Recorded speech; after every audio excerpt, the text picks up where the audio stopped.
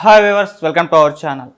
So ప్రస్తుతం ఏపీలో నడుస్తున్న హాట్ పాలిటిక్స్ పైన డిస్కస్ చేయడానికి ప్రజెంట్ మనతో పాటు మాజీ శాసనసభ్యులు, మాజీ APS RTC chairman and present చూసుకుంటే ఎటువంటి పార్టీతో సంబంధం లేకుండా ఆయన వ్యక్తిగతంగా ఉన్నది ఉన్నట్టుగా నిక్కచ్చిగా చెప్పే మనిషి గోన ప్రకాష్ రావు గారు ఉన్నారు. వారితో ఒకసారి డిస్కస్ చేద్దాం.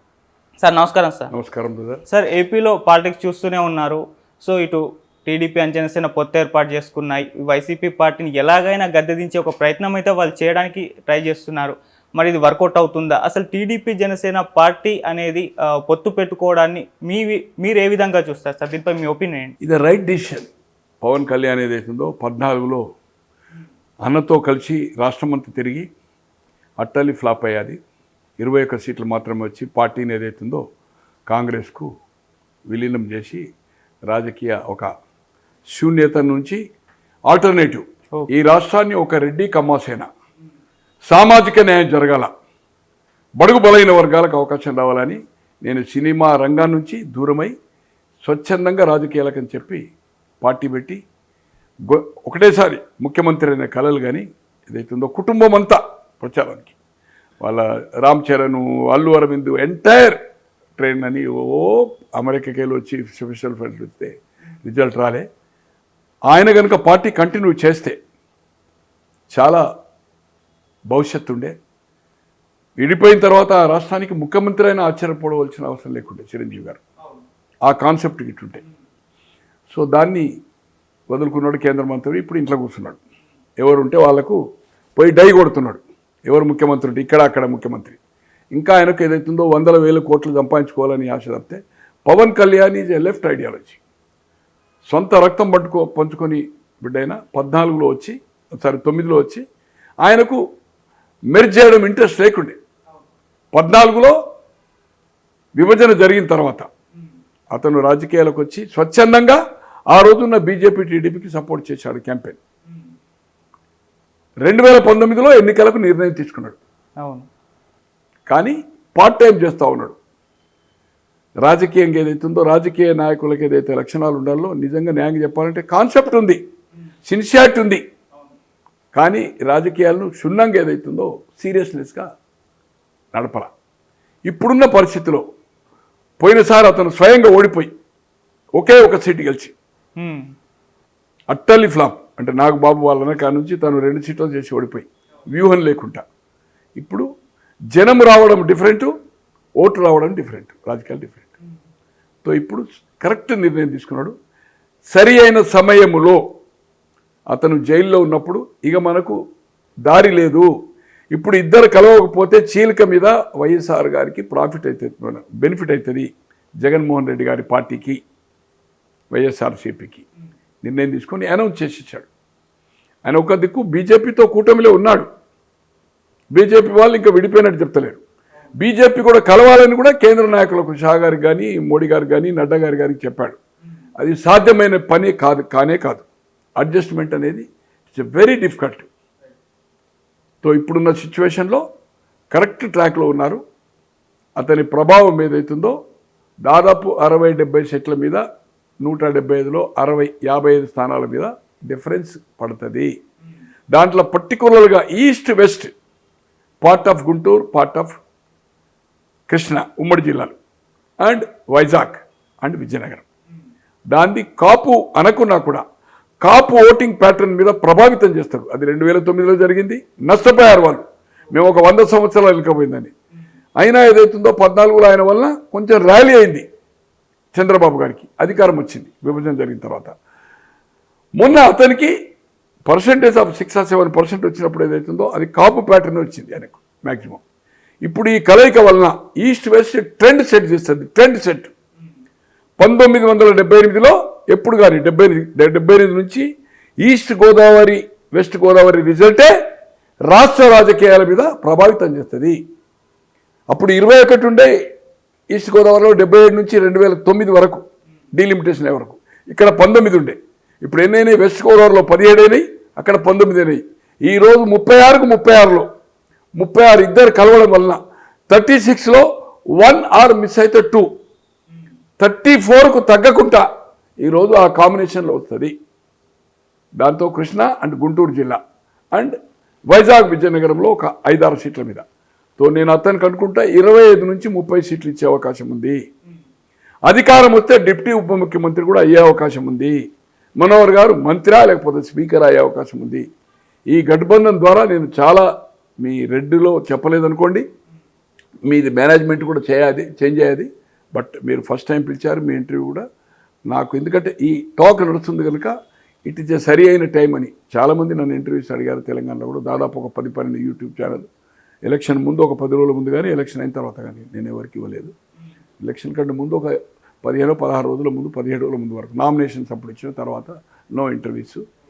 సో ఖచ్చితంగా దీని ప్రభావం ఉంటుంది. రాబోయే రోజుల్లో అధికారం కైవశం చేయడం ఖాయము. బీజేపీ తోటి తెగదెంపులు అన్నాడు. రేపు కేంద్రంలో ఆటోమేటిక్గా బీజేపీకి అవకాశాలు ఉన్నాయి. కనుచూపు మేరలో కాంగ్రెస్ పార్టీ త్రిపుల్ ఫిగర్ వచ్చే అవకాశం లేదు. 2 సార్లు 2014లో కానీ 19లో కానీ ప్రతిపక్ష హోదా కూడా రాలే కాంగ్రెస్. స్వయంగా రాహుల్ గాంధీ గారు కూడా ఓడిపోయారు. ట్రెడిషన్గా సంజయ్ గాంధీ గెలిచిన సీటు 80 నుంచి కంటిన్యూగా అమేథీ ఏదైతుందో రాజీవ్ గాంధీ, సంజయ్ గాంధీ గారు గెలిచిన సీట్లో స్మృతి ఇరానీ గారు ఎవరో ఇప్పుడు కేంద్ర మంత్రి ఉన్నారు కదా, ఆమె గెలిచాది. 2 సీట్లు చేసి డౌట్ వచ్చి వాళ్ళకు వచ్చిన సర్వేల ప్రకారము, ఇంటెలిజెన్స్ అనుకోండి, వాళ్ళకు ఉండే నిపుణులు చెప్పిన ప్రకారము కేరళ చేసి కేరళ గెలిచాడు. అది ఓడిపోయాడు. సిద్ధరామయ్య గారు కూడా పోయినసారి దీనికంటే ముందు 2 చేసి ఒకటి ఓడిపోయాడు. ఇప్పుడు రేవంత్ రెడ్డి గారు 2 చేసి ఓడిపోయాడు. ఇప్పుడు ఆయన ముఖ్యమంత్రి గుండి చేసి 2 సీట్లో ఒక సీట్ ఓడిపోయాడు. ఎవరు? ఇందిరాగాంధీ గారు 1980లో రాయబరేలీ అండ్ మెదక్ చేసింది. రాయబరేలీ రిజైన్ చేసింది, మెదక్ ఉంచుకున్నది. రామారావు గారు 3 చేసి గెలిచారు 83లో. బట్ అబౌట్ 89లో హిందూపూర్ అండ్ కల్వకుర్తి చేశాడు తెలంగాణలో. జయపాల్ రెడ్డి గారి సలహాతో, జయపాల్ రెడ్డి గారు రిప్రజెంట్ చేసింది. అది 69, 72, 78, 83 4 సార్లు ఎమ్మెల్యే అయ్యాడు కల్వకుర్తికి వెళ్ళి. 84లో లోక్సభ అయ్యాడు. 85 మార్చిలో ఆయన అడ్వైజ్ చేస్తే ఇక్కడ చిత్తరంజన్ గారి మీద ఓడిపోయాడు 89లో రామారావు గారు. సో ఖచ్చితంగా దీని రిజల్ట్ ప్రభావము 100% ఈ కూటమి ఏదైతుందో సక్సెస్ కావడము ఏ మాత్రము డౌట్ లేదు.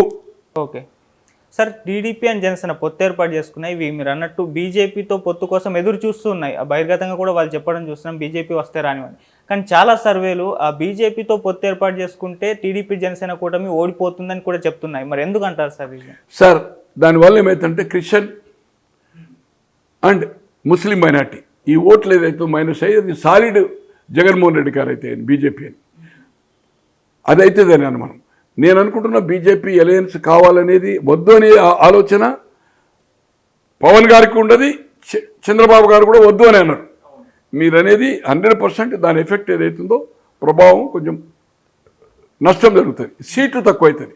కూటమి అధికారం రావడం ఖాయం.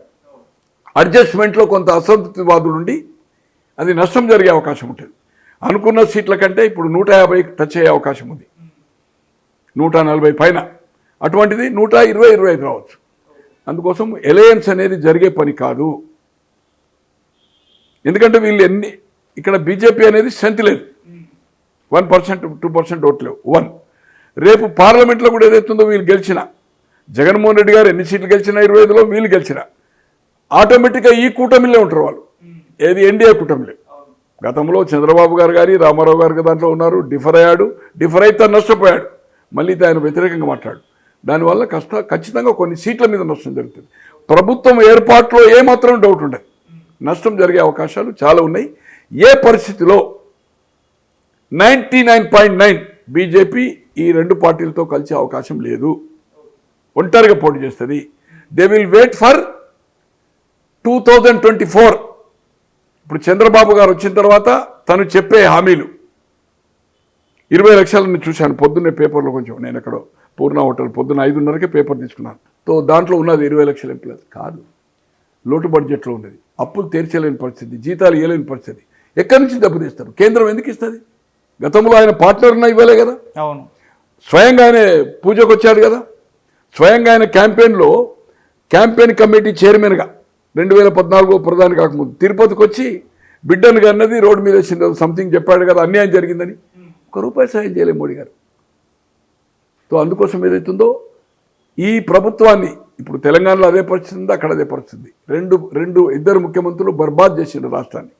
సంక్షేమము అది చేసేసి వేస్ట్ దుర్వినియోగం చేసి కరప్షన్ చేసి ప్రాజెక్టులు ఏదైతుందో ఇష్టం ఉన్నట్టుగా పెంచుకుంటూ చేసేదైతుందో నష్టాల ఊబిలో చూసి జీతాలు ఇవ్వలేని పరిస్థితిలో ఉంది. ఈరోజు 2 రాష్ట్రాల్లో ఇక్కడ దాదాపు 69 నుంచి 70, అక్కడ దాదాపు 70% జీతాలు లోన్స్ పేమెంట్ ఇంట్రెస్ట్కే పోతున్నాయి. 30% ఎట్లయితుంది?